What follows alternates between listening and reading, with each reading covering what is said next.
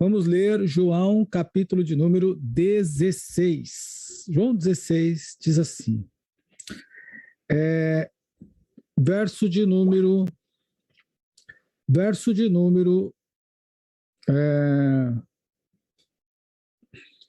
6.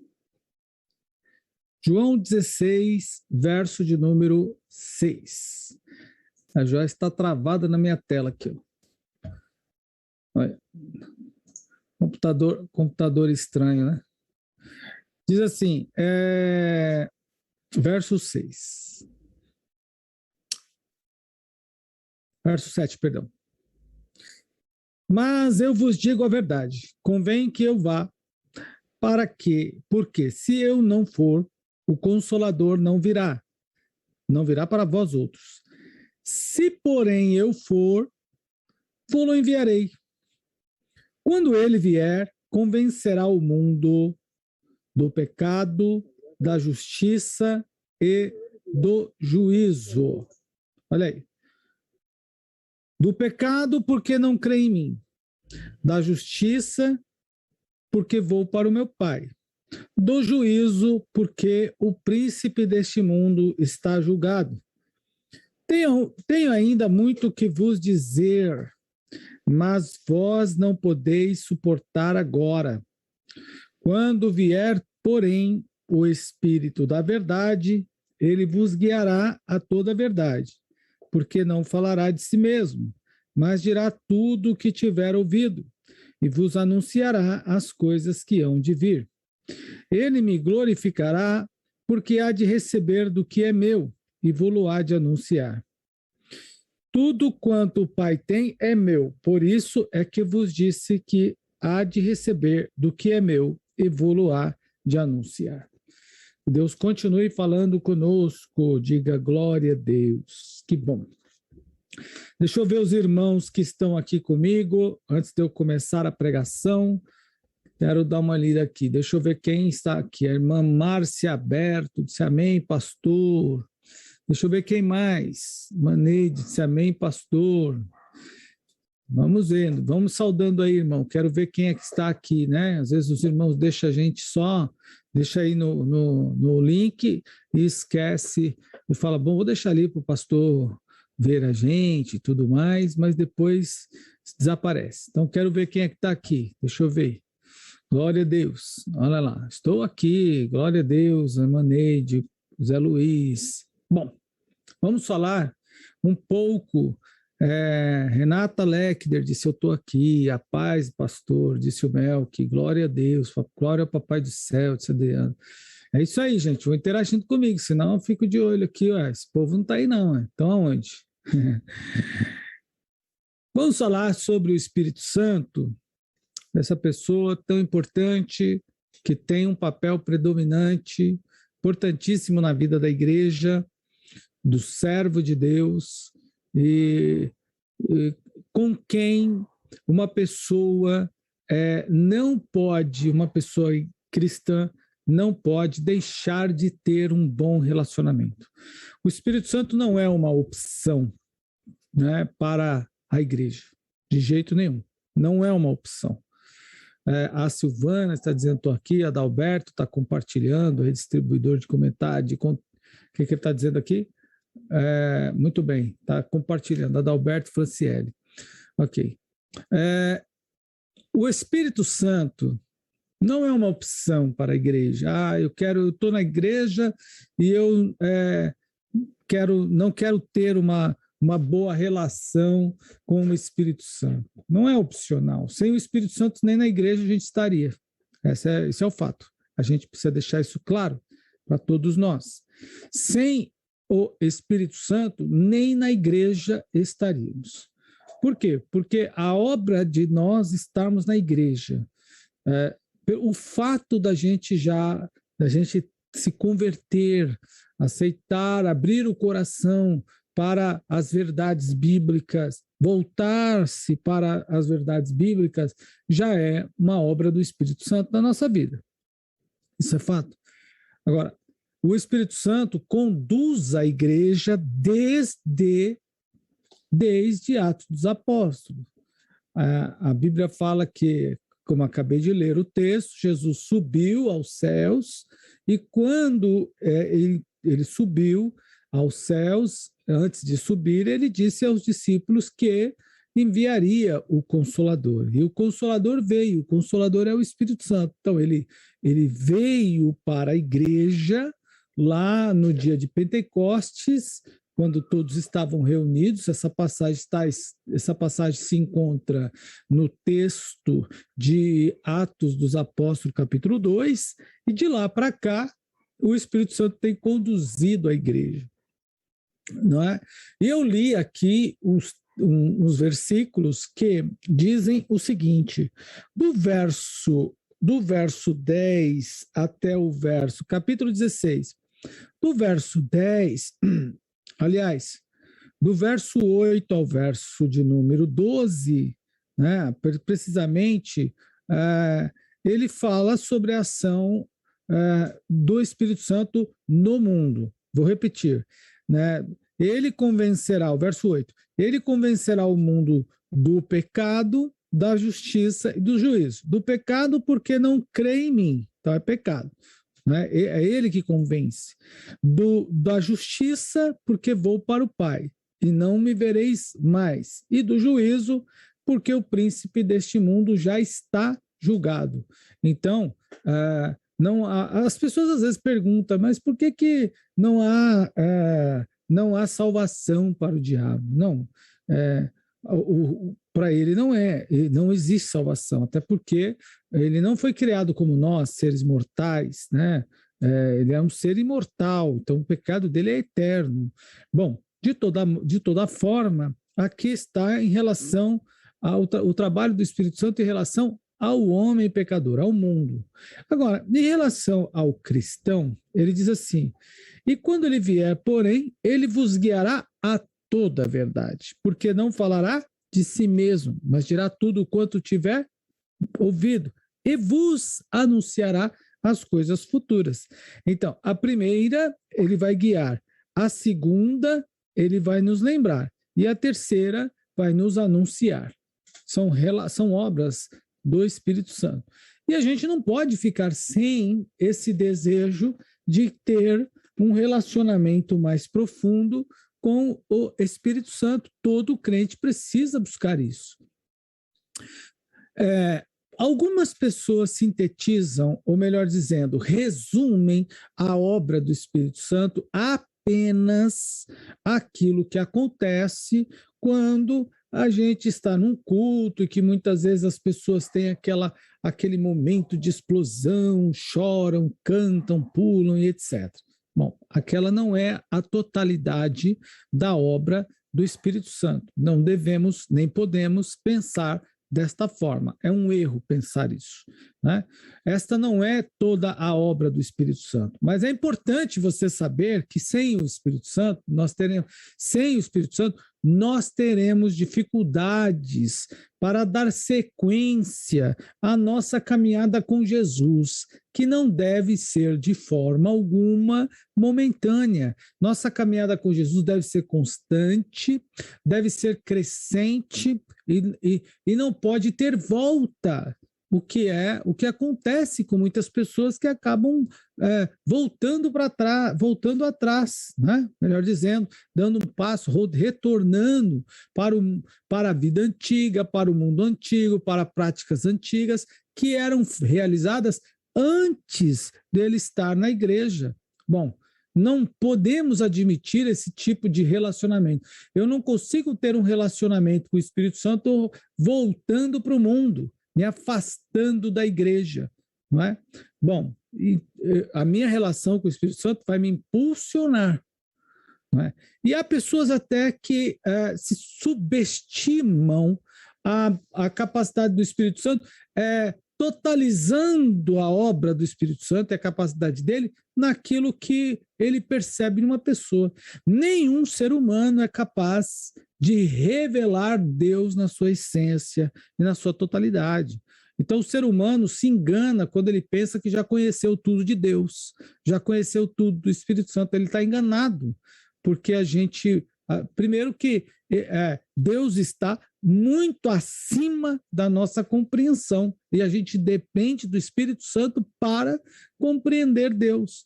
Então, sem o Espírito Santo, a gente não compreende absolutamente nada, a gente não entende nada, nós não conseguimos avançar no processo de crescimento espiritual, né, na nossa carreira cristã, e o pior, a gente retorna às práticas antigas. Mas então, se o Espírito Santo tem essa relação, tem essa importância tão grande, tamanha importância para todos nós, o que eu preciso fazer então? Tá claro, você precisa ter uma relação com o Espírito Santo. E eu vou te apresentar pelo menos duas características, duas obras do Espírito Santo na vida do cristão, e das quais todos nós temos muitas necessidades, não é? Inúmeras necessidades. Primeira delas, ele virá como Consolador. Ele é apresentado em Mateus, né, nesse texto 13, 14 e 15 de João, perdão, ele é apresentado como o Consolador. Consolador por quê? Então, quero ler aqui uma parte de um texto, da teologia sistemática, que vai nos ajudar bastante, a cada um de vocês, na compreensão.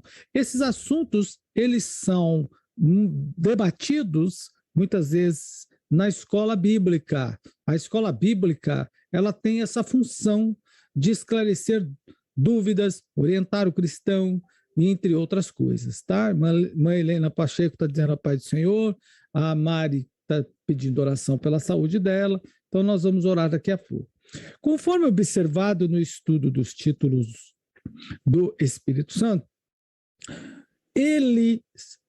os estudos dos títulos do Espírito Santo nos oferecem chaves para entendermos a pessoa e a obra do Espírito Santo. A pessoa do Espírito Santo e a obra que ele realiza precisam ser compreendidas. Elas não podem ser deixadas de lado. Quem é o Espírito Santo e o que ele faz? Quem é e o que ele faz? Bom, a obra do Espírito Santo como Consolador inclui o seu papel como Espírito da verdade, como eu acabei de ler, que habita em nós. Como ensinador de todas as coisas, como aquele que nos faz lembrar de tudo o que tem dito, como aquele que dá testemunho de Cristo, e como aquele que convencerá o mundo do pecado, da justiça e do juízo. Não se pode subestimar a importância dessas tarefas. Quais tarefas? Vou reler. Primeira delas, o ensinador. Segunda delas, aquele que dá testemunho. Terceira delas, aquele que convence. Quarta delas, aquele que convencerá o homem do pecado, da justiça e do juízo. Bom, o Espírito Santo dentro de nós começa a esclarecer as crenças incompletas e errôneas sobre Deus. Por exemplo, que tipo de crença sobre Deus que é errado? Deus é injusto, é uma crença errada. Deus, todos os caminhos levam a Deus. Bom, de certa forma, se a gente parar para pensar que o homem vai a Deus por salvação em Cristo, ele vai pelo juízo. Então, nesse contexto, a gente pode entender que todos os caminhos levam a Deus. Mas não é disso que estamos falando. Estamos falando de há pessoas que acreditam que qualquer caminho que ela trilha vai levá-la a uma vida perante Deus, para aqueles que acreditam, porque há pessoas que não acreditam na vida com Deus, na eternidade com Deus. Então, o Espírito Santo, ele nos livra, nos ajuda a esclarecer sobre essas crenças errôneas a respeito de Deus, sobre Deus.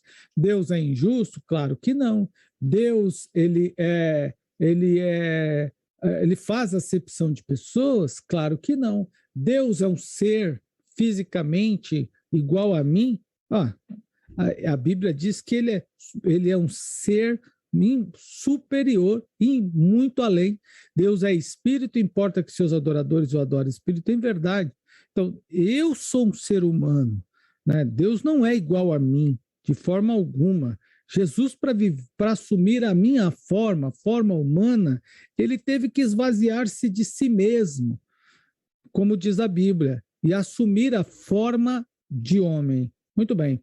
Então, existem muitas crenças erradas a respeito de Deus, e a gente precisa da obra do Espírito Santo para nos ajudar, para que a gente possa completar a nossa caminhada e a nossa crença ser aperfeiçoada a cada dia.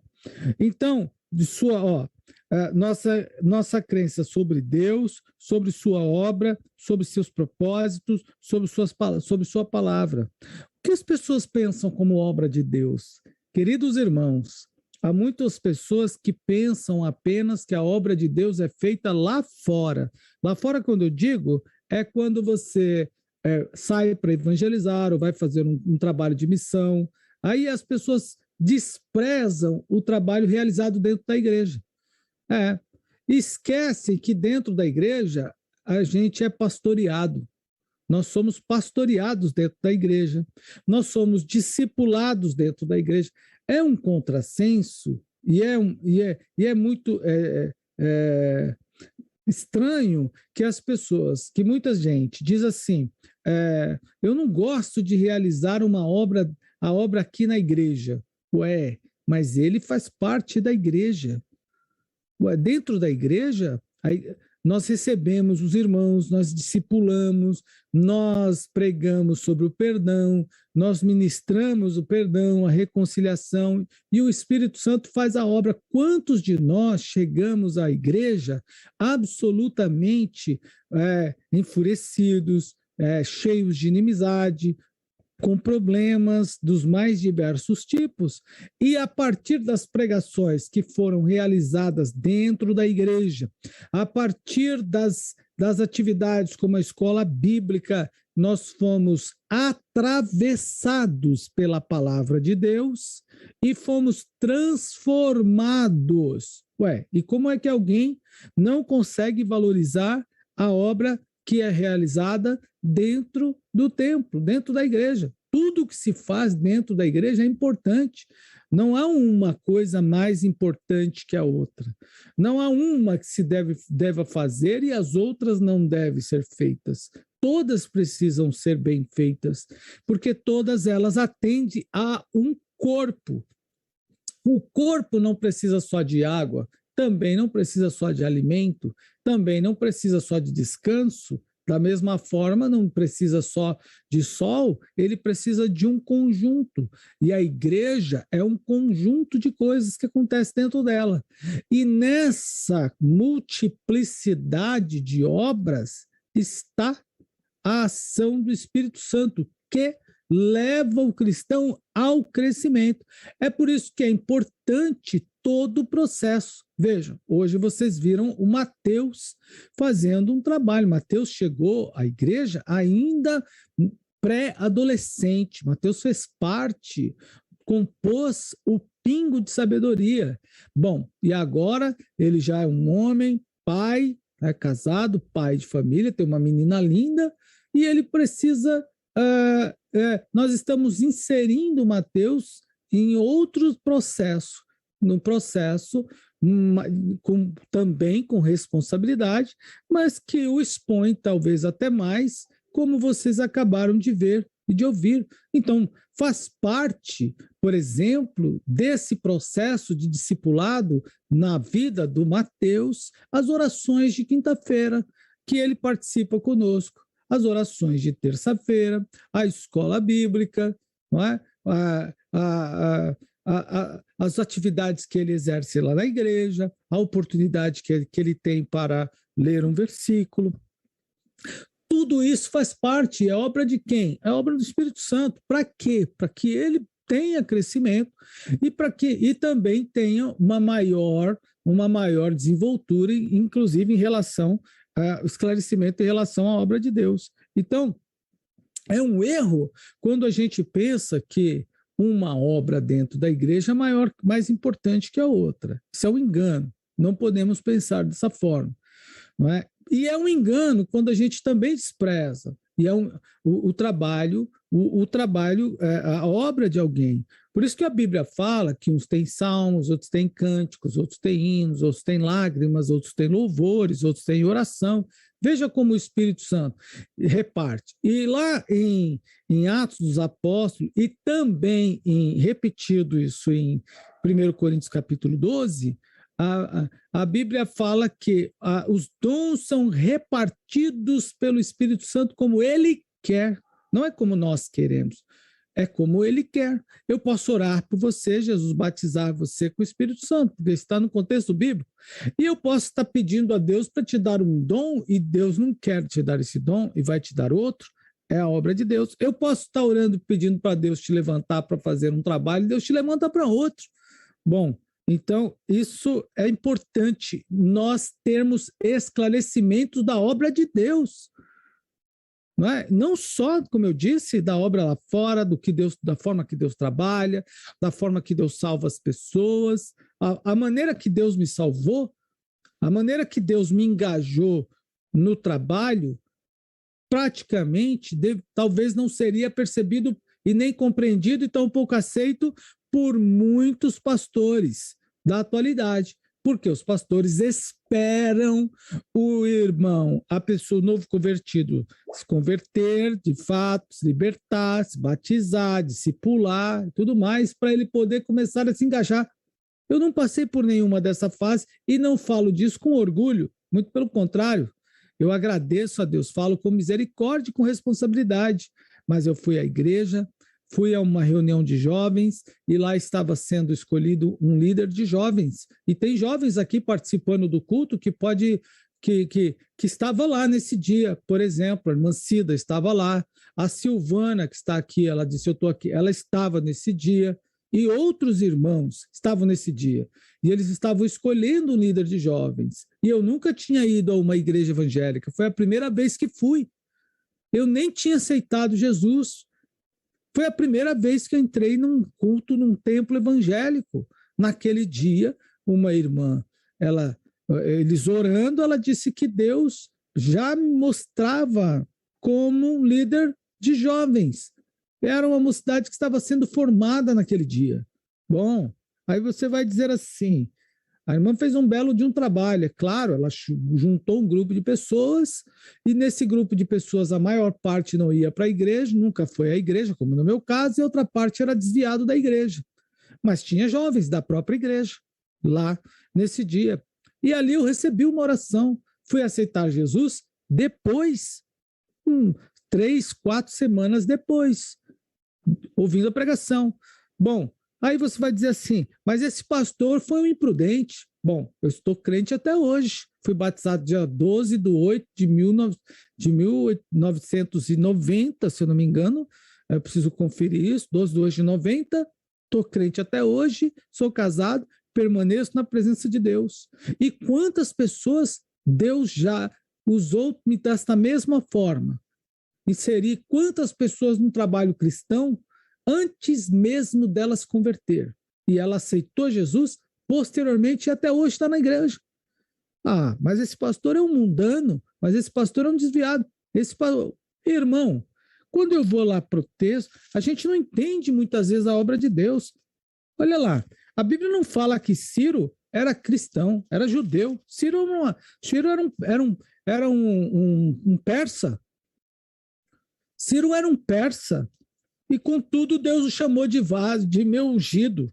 Olha lá, Isaías 45, Ciro era um persa, era um idólatra, era um adorador de outros deuses. E como pode, no conflito de sentido como esse, Deus fala aqui, assim diz o Senhor ao meu ungido, a Ciro. Ué, quem era ungido? Ciro. Mas Ciro não era crente. Ciro não era um cristão. Aí ele diz, a quem eu tomo pela mão para bater as nações. Mas Ciro não era um cristão. Aliás, não era um temente a Deus cristão, ele não ia ser mesmo, né? Foi só um engano aí. Ele não era. Ué, então, como é que a gente questiona uma coisa e tem outra na Bíblia? Pastor, o senhor está dizendo que Deus pode usar pessoas desta forma, por exemplo, sem que elas de fato tenham se convertido? Bom, eu sou um caso.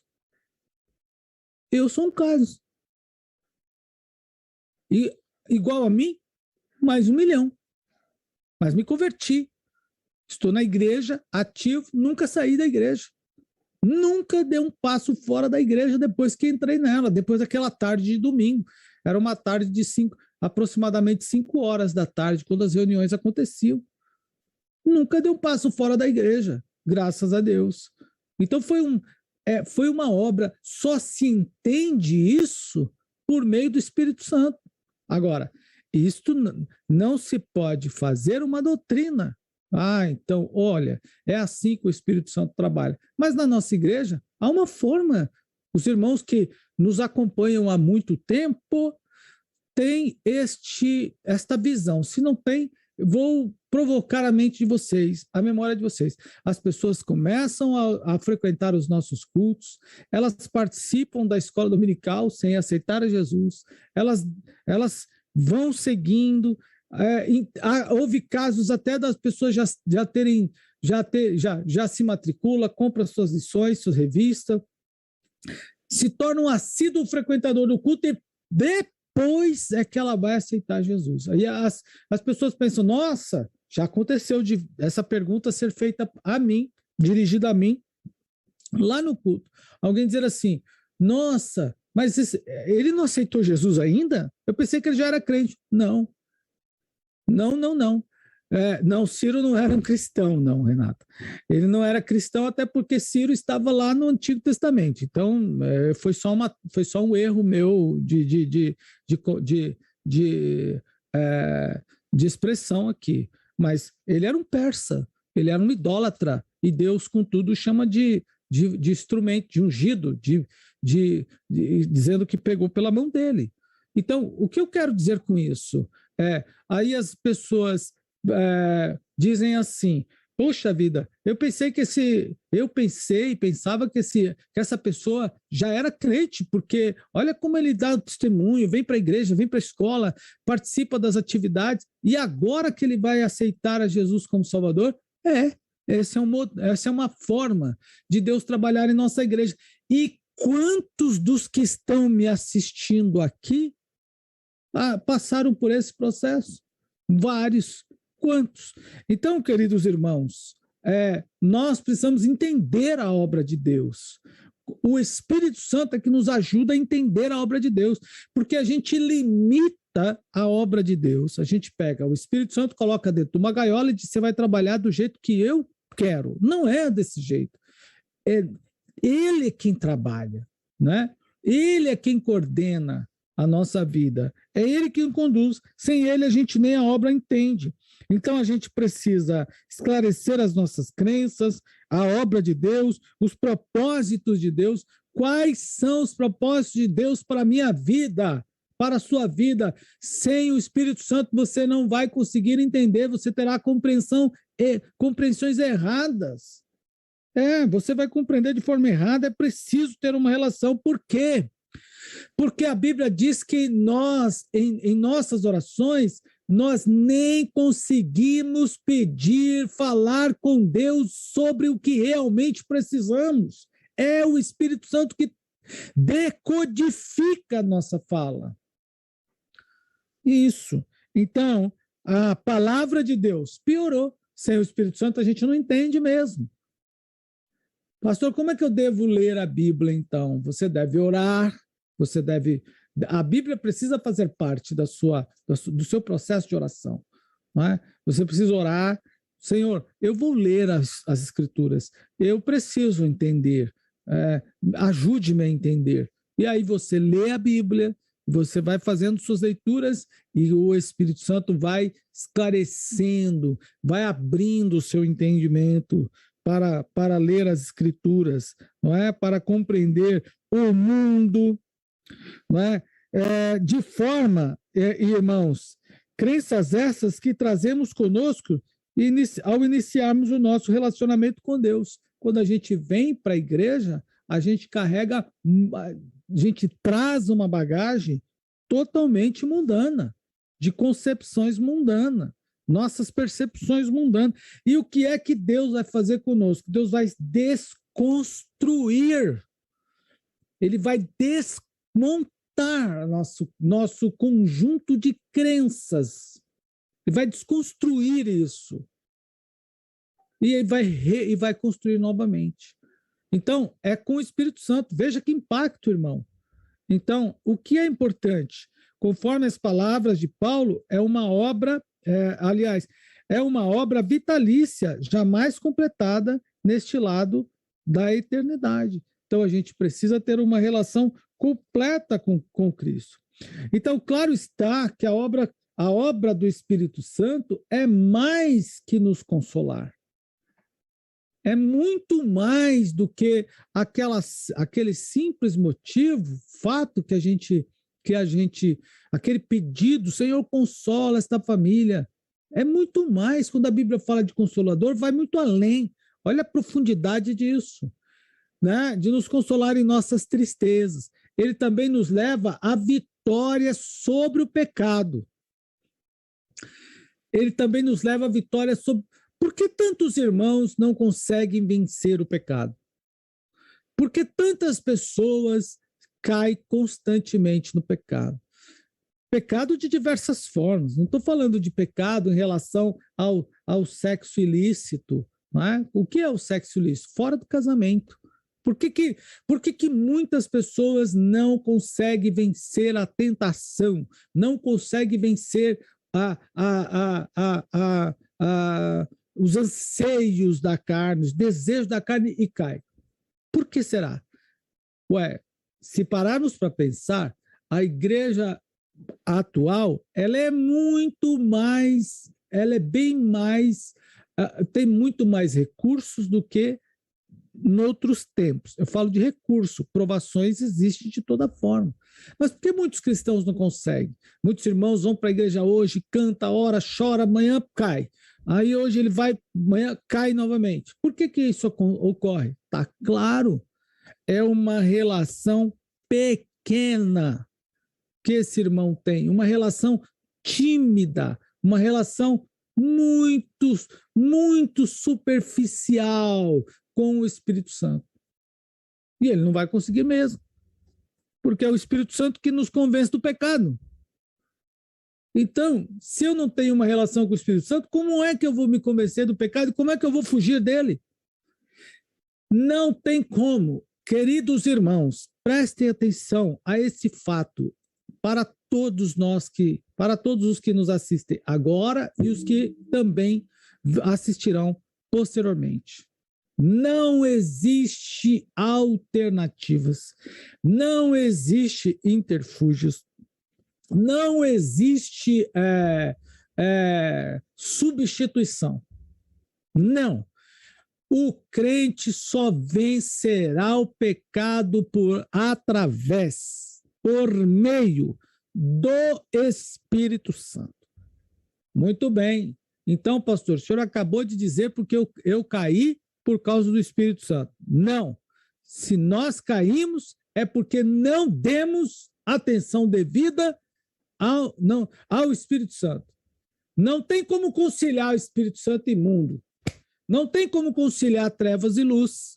Não há possibilidades. Não cogitem essa possibilidade, porque não existe. Nós estamos em um processo de santificação. Ou a gente caminha para a santificação, ou a gente volta para a perdição. Não há meio termos. O pecado, ele vem à nossa porta dioturnamente. Aliás, é capaz até de nem ter saído de diante de nós. Ele está constantemente à nossa volta, e a Bíblia diz que o adversário ruge ao nosso derredor como leão. E como é que a gente foge dele? A gente só foge do pecado, resiste ao pecado, por meio da graça do Espírito Santo. Então, o que eu preciso fazer? Bastaria eu me trancar dentro de uma casa a vida inteira e não uma casa esta que não tem a chave para eu sair? Eu estarei livre do pecado? Não. Se você entrar dentro do baú do Chaves, você estará livre do pecado? Não. Se você for para uma ilha, você estará livre do pecado? Não.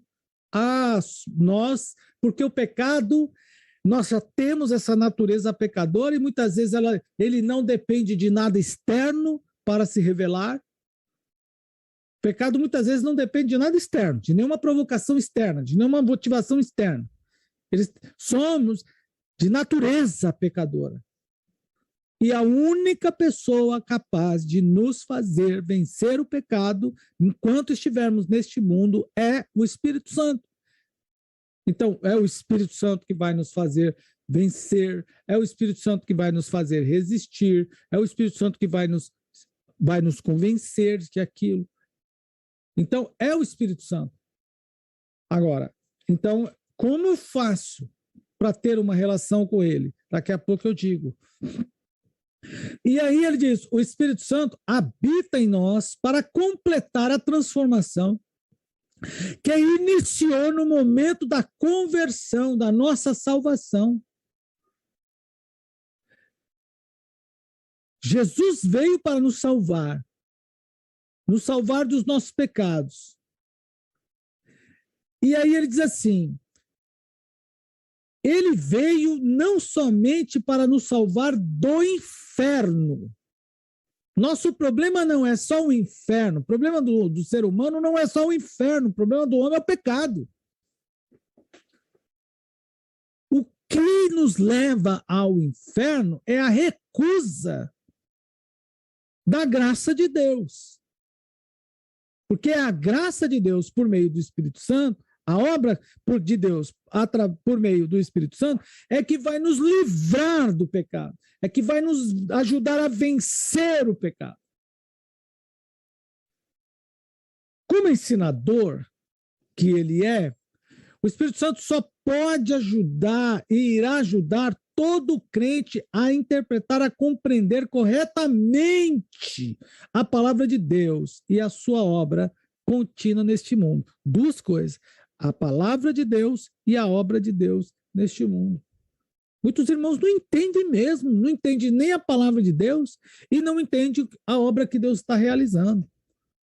Boa parte da igreja, dos cristãos, não entende essa questão, o que Deus está fazendo no mundo. Eu posso delimitar esse campo, o que Deus está fazendo no mundo onde está inserida a sua igreja local, na nossa sociedade. Qual é a obra que o Espírito Santo está realizando no raio de alcance da igreja onde você congrega? Onde você congrega. Essa igreja não está ali à toa. Ela não está ali por acaso. Claro que não. Então, ele nos levará a toda a verdade. Acabei de ler com vocês de João 16, do verso 8 ao 10. Ao 13, perdão. Esta promessa, no entanto, exige também que cooperemos com o nosso esforço. Como? Como eu posso cooperar com o Espírito Santo a fim de que ele me guie a toda a verdade? Primeiro, preciso ler cuidadosamente e com oração o que Deus escreveu para mim. Eu preciso ler com oração e cuidadosamente o que Deus escreveu para mim. E aonde está escrito, onde Deus escreveu, está na Bíblia. Isso mesmo. O que Deus escreveu para mim está compilado num livro que nós chamamos de Bíblia. Então, ele não é um livro fácil. A Bíblia é um livro de difícil compreensão. Primeiro, porque ele foi inspirado pelo Espírito Santo. Ninguém melhor do que quem escreveu para explicar e ensinar sobre o que escreveu. A melhor pessoa para nos fazer entender a Bíblia é o Espírito Santo, porque foi ele quem inspirou. Então, se não nos dispusermos a cooperar com o Espírito Santo mediante o estudo, a leitura, o estudo e a aplicação de regras sadias de interpretação do texto bíblico, nosso modo de entender será prejudicado. Desta forma, nossa regra infalível da fé e conduta, que é a Bíblia, ficará carregado de erros. Precisamos do Espírito Santo. Vocês estão aí? Deixa eu ver quem está aí comigo. Diga glória a Deus, por exemplo. Só para eu ver. Ou estou aqui.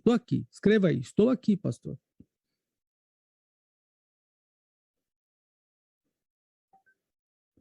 Então precisamos, eu quero ver, precisamos do Espírito Santo. Sem o Espírito Santo, temos concepções erradas. Queridos irmãos, sobretudo, olha aí o povo, olha o povo interagindo comigo aqui. Glória a Deus, estou aqui. Maneide, glória a Deus. Mari, estou aqui. Márcia Aberto, glória a Deus. Gustavo, glória a Deus. Adalberto, glória a Deus. José Luiz, eu e Rosana estamos aqui. Mais uma vez, Adalberto. Olha aí. Esta é a questão. Mãe Helena Pacheco, esta é a questão. Então, qual é a razão de muitos de nós não permanecermos firmes na direção certa? Irmã Janira, estou aqui, pastor. É isso aí, irmã Janira. Selma Fernandes, saudade da irmã Selma. Estou aqui também. Olha aí, que bênção. Qual é a razão? O Vitor, na contenção, disse o José Luiz. Silvana, disse, glória a Deus. Qual é a razão? É o Espírito, é a nossa relação com o Espírito Santo, mas nós cometemos um erro drástico, grave. Qual é o erro? A gente separa a Bíblia do Espírito Santo. Como assim, pastor? Nós queremos ter uma relação com o Espírito Santo, esquecemos sem ter a Bíblia. Sem ter uma relação com a Bíblia. Está errado isso. Por quê, irmãos? Porque é a Bíblia que vai nos revelar, que nos diz a quem é a pessoa, os títulos, a obra, tudo que o Espírito Santo faz na nossa vida. É o Espírito Santo, é a Bíblia.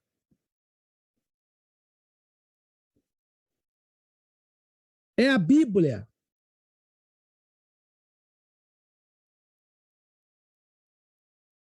O que nós precisamos entender? Não há como desassociar o Espírito Santo da Bíblia. Então, o que nós precisamos? Precisamos seguir da seguinte forma. Não nos é lícito usar encantamentos para submeter Deus à nossa vontade. Deus não está sujeito às minhas vontades. Eu tenho vontades. Deus, quando me criou, quando criou o ser humano, criou um ser completo, perfeito. E aí você pensa, se Deus criou o homem perfeito, por que é então que o homem se distanciou de Deus?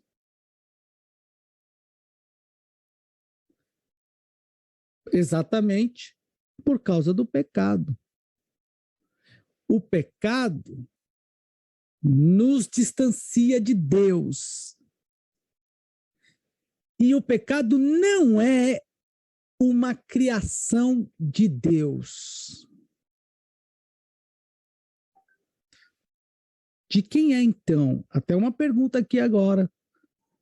A Bia está perguntando se Deus criou todas as coisas, ele também criou o pecado? Pecado não é uma criação de Deus. Deus criou o homem com liberdade de escolher o que quer fazer, inclusive de seguir a Deus ou não. Deus criou o homem com a liberdade de escolher o caminho, a direção que quer seguir. Porém, ele disse, se você seguir para um lado, você estará comigo. Se você seguir para o outro, você irá sem mim. Você é livre para escolher. O que você está comigo é o caminho de santificação. O que você está sem mim, você está no caminho do pecado. Então, escolha por onde você quer ir. Há uma recompensa para um e uma recompensa para o outro. No fim de todo o caminho tem uma recompensa. Você escolhe para onde você quer ir. Então, desta forma, nós não podemos submeter Deus ou encantar Deus. Aliás, tentar encantar Deus para submetê-lo à nossa vontade. Para submeter à nossa vontade. Desta forma, seguindo ainda, o que quero dizer aos irmãos? Que nós precisamos entender que Deus não se submete ao nosso pensamento.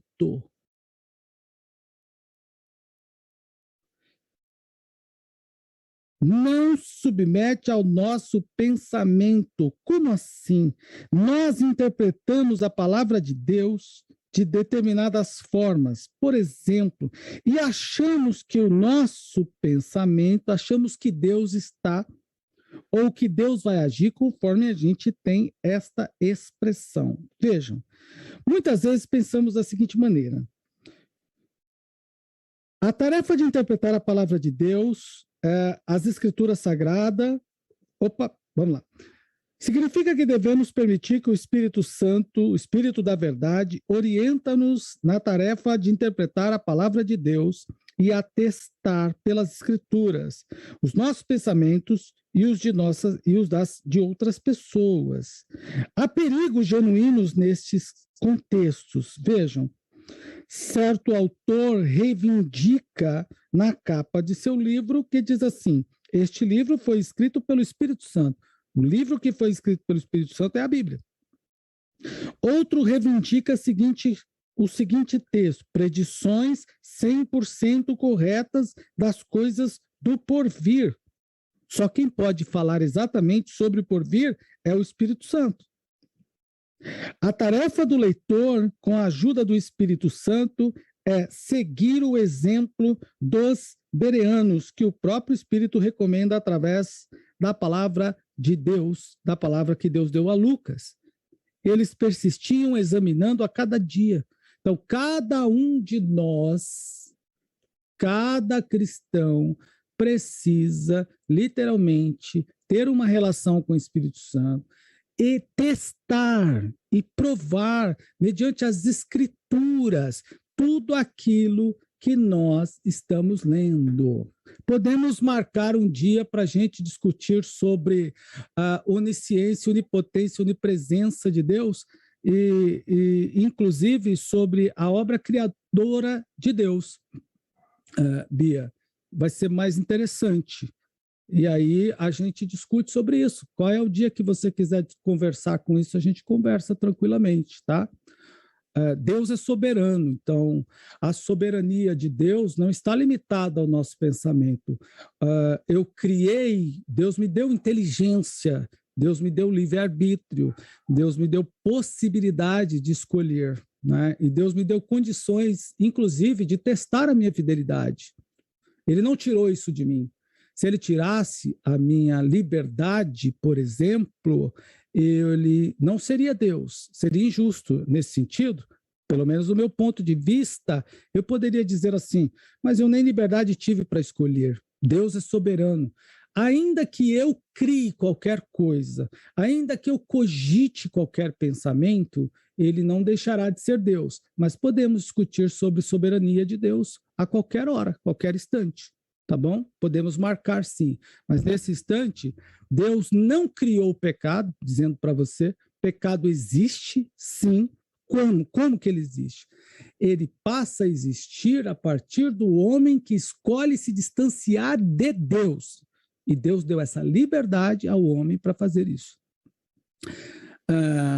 Deus deu essa liberdade ao homem para fazer isso.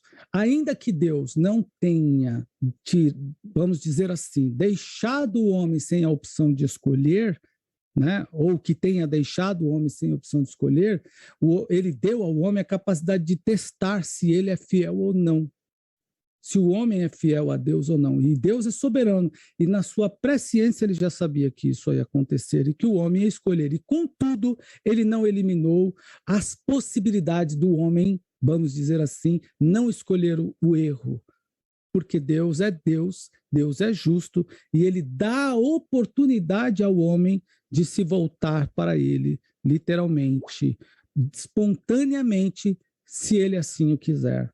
Então, Deus é soberano, Deus criou todas as coisas foram feitas por ele e sem ele. Colocar o pecado no mundo das coisas, é importante a gente dizer que o pecado está na concepção do homem que se afasta de Deus, que erra o alvo, que se distancia do Senhor, e ele se revela de diversas formas, né? E não é criação de Deus, é criação do homem, que é uma criação de Deus, é o afastamento de Deus. E isso, pelo fato de você entender, ou eu entender, que Deus não criou o pecado, vou criar aqui o pecado, por exemplo, como ele criou a árvore do conhecimento do bem e do mal, vamos falar assim. Então, Deus não criou todas as coisas, aí você questiona a soberania de Deus. Então, podemos debater sobre isso, se você quiser, sobre a soberania de Deus, vai ser um prazer esclarecer. Aliás, as lições da escola bíblica têm falado muito sobre a soberania de Deus. Né? Então é importante, mas essa pergunta é interessante, sim. Não, Deus criou todas as coisas. O pecado é fruto do rompimento da relação que o homem tem para com Deus e não de Deus, tá bom? Então, queridos irmãos, o que é importante a gente fazer, a gente ter e saber, né, é que o Espírito Santo, ele tem uma função importante na nossa vida, na nossa relação com Deus. Ele tem uma função importante, ele tem uma função importante na igreja, ele tem uma função importante na sociedade, ele tem uma função importante em tudo que a gente faz. Eu preciso ter uma relação com o Espírito Santo. Então, como é que eu faço isso, pastor? Eu vou procurar um aplicativo de relação com o Espírito Santo, baixa o aplicativo, encha-se do Espírito Santo. Claro que não. Não existe isso. Como é que nós vamos ter uma relação com o Espírito Santo? Vamos deixar claro? Vamos deixar claro. A relação com o Espírito Santo acontece a partir do momento que a gente se volta para Deus. Através da oração, da renúncia, da leitura da Bíblia, da comunhão, da consagração. Bom, vamos a um texto bíblico que nos ajuda a entender de que maneira a gente pode fazer isso. E logo após a gente vai orar, né? Livro de Efésios, capítulo 5, versículo de número 18. Efésios, capítulo 5, versículo de número 18. Diz assim o texto, vamos lá. Não vos embriagueis com o vinho, no qual há dissolução, mas enchei-vos do Espírito. De que forma, pastor? Primeiro, falando entre vós com salmos.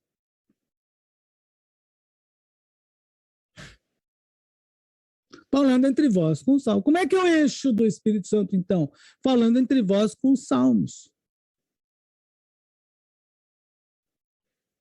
Segundo, entoando.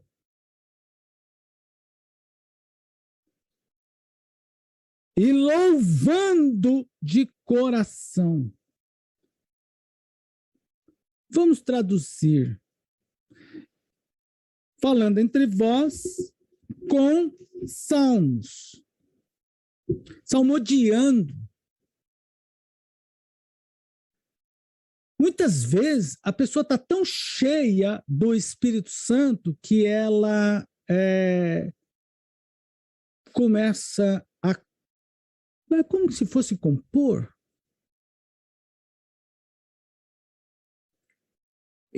Falando entre vós com salmos, louvando de coração ao Senhor, entoando para fora, louvando de coração ao Senhor, com hinos e cânticos espirituais. E ainda, dando sempre graças a Deus por tudo. Eu quero dar uma conferida num texto que me veio à cabeça aqui agora, rapidamente. Quero dar uma conferida para a gente acrescentar a essa leitura, que eu acho que vai nos ajudar um pouco nessa compreensão. Olha só que coisa interessante. O que diz o texto? Efésios capítulo 5, versículo de número 18. Vamos lá. Vamos ler. Então diz assim o texto: e não vos embriagueis com vinho, em o qual existe vida desenfreada. Interessante. Olha só. A tradução em português diz assim, no qual há contendas, mas o interlinear grego diz assim, no qual há vida desenfreada, mas sede repletos. Repleto. Tem uma outra tradução. Completamente com o Espírito Santo, falando a vós mesmos com salmos e hinos e cânticos espirituais, cantando e louvando como ou no coração, no vosso coração ao Senhor, agradecendo sempre por todas as coisas, em o nome do Senhor Jesus Cristo. Meus irmãos, olha, de toda forma, vejam só, como é fácil ter uma relação, uma vida cheia do Espírito Santo. Como é fácil ser. Como é fácil a gente ter uma relação constante com o Espírito Santo. É simples, não é difícil. Voltando aqui para a nossa tradução NVI, para nosso texto na NVI, não é difícil. Falar entre vós com salmos. Olha só, salmodiando em vosso coração, não é difícil. Eu posso pegar o meu violão, eu posso cantar um hino aqui junto com os meus irmãos, eu posso fazer uma poesia, por exemplo, e cantar. Ah, mas isso são coisas que não refletem tanto, mas é disso que o texto fala, por exemplo. Posso ler o Salmo, vamos ler o Salmo 1, 2, ou 3, ou 4, ou 5, ou 10. Vamos cantar o Salmo. Depois ele diz ainda, entoando, quando a gente se reúne, quantas pessoas têm louvores, cantam bem, têm bonita voz, estão com o coração cheio. Mateus acabou de falar sobre a inspiração que ele teve por conta do louvor. E ele diz ainda, e louvando de coração ao Senhor, com hinos inúmeros e cânticos espirituais. Quantas vezes a gente está cantando, daqui a pouco vem aquele êxtase, aí você começa a falar em outras línguas, aí você começa a chorar, aí você vai meditando, depois você para de cantar, você não tem mais voz, não tem mais palavra, não tem mais. Aí você só começa aquela alegria, aquela explosão no seu interior, e você nem sabe por quê. De repente, isso acontece. Dando sempre graças a Deus por tudo. O fato de nós estarmos aqui reunidos nessa condição, o fato de Deus ter nos inserido nesse trabalho, nesta obra, Deus ter nos dado essa oportunidade, colocado os irmãos que estão nos assistindo, que estão participando conosco. O fato de termos visto aqui os irmãos, olha aí, hoje, o Leandro, paz do Senhor a todos. Olha aí o Leandro, há quanto tempo a gente não está junto, estamos hoje. 2 perguntas da Bia, há quanto tempo não estamos reunidos aqui? Não nos reunimos no templo, hoje ela está reunida conosco. Não é uma gratidão que devemos ter ao Senhor? E tantos outros irmãos, tantos que nos escutam, que vão nos ouvir, com quem nós vamos nos encontrar. Não é uma alegria, nós temos aqui os irmãos no Zoom que já participaram aqui deste culto e outros que vão participar e tantas outras oportunidades, dando sempre graças a Deus. Olha só, irmão, como Deus é bom. Joyce acabou de dizer graças a Deus que eu fui recuperada. A Rosana e Zé Luiz, fomos livres dessa doença maldita, e tantos outros irmãos. Não devemos dar graças a Deus? Olha só. Então, falando entre vós, com salmos e hinos, entoando ao Senhor, dando sempre graças a Deus por tudo, ao nosso Deus e Pai, em nome de nosso Senhor, sujeitando-nos uns aos outros. Olha como aqui termina, mas aparece uma coisa aqui completamente fora do nosso raciocínio, né? Cantando e termina com sujeição. Pergunto aos irmãos, quem é que gosta de se submeter? Nós vemos uma sociedade que criminaliza, parte da sociedade, criminaliza essa palavra sujeição. A insujeição é cultuada nesses dias. A Bíblia é atual, né? Texto que foi escrito há mais de 2000 anos. Vivemos num dia que a insujeição, a insubordinação é cultuado. É cultuado nesses dias. E o texto coloca a sujeição como uma das condições do método para ser cheio do Espírito Santo. Olha como a Bíblia é atual. Não é isso que a gente vê, não são essas as propagações, não são isso que a gente vê nos debates acalorados na televisão e tudo mais. O rompimento com a sujeição é cultuado, é aclamado, é adorado, por exemplo, a libertação dos princípios, dos costumes, dos valores, que tem conduzido a sociedade desde que sociedade é sociedade, é cultuado nesses dias. A figura do pai de família, a figura da mãe, a figura do líder, a figura do professor é hostilizado na sala de aula, a figura da polícia, do policial, né, é marginalizado, a figura dos líderes tem sido marginalizada, e aí a Bíblia coloca como sujeição. Interessante que está lá no último da escala, sujeitando-nos uns aos outros, como ao Senhor. Esse texto, a sujeição não ia aparecer ali. Por que a sujeição? Porque a sujeição inclui-se em um dos fatores que Um dos meios pelo qual o homem deve ser cheio do Espírito Santo? Exatamente.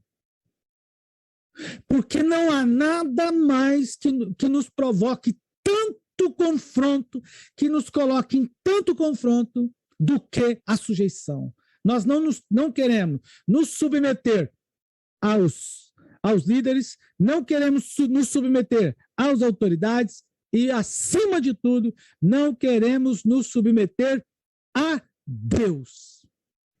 Nós temos esse pensamento de que Deus, não precisamos nos submeter a Deus, e muito menos aos irmãos. Se não a Deus, quem lá, o que dizer dos irmãos? Claro que não. Olha lá, que coisa interessante. E a sujeição vai aparecer lá depois do canto, depois do salmo, depois dos hinos, depois da gratidão. Depois da gratidão. Por que a sujeição aparece ali? Porque uma pessoa cheia do Espírito Santo, é impossível que ela seja insubmissa. É impossível que ela não se submeta. Porque é o Espírito Santo exatamente que vai confrontar, que vai quebrar, que vai dominar o ego. E, portanto, e quem é o ego, irmão? É o eu. O eu interior. É o self, o eu interno. É o ego. É o Espírito Santo, é nesse confronto. Ele confronta o meu modo de ver, ele confronta o meu modo de pensar, ele confronta o meu modo de perceber, ele confronta tudo isso. Então, nós precisamos ter uma relação com o Espírito Santo. Queremos vencer. Quantos querem vencer o pecado? Quantos querem vencer o mundo? Quantos querem vencer querem seguir no caminho, na fé ao Senhor? Quantos querem? Digam glória a Deus.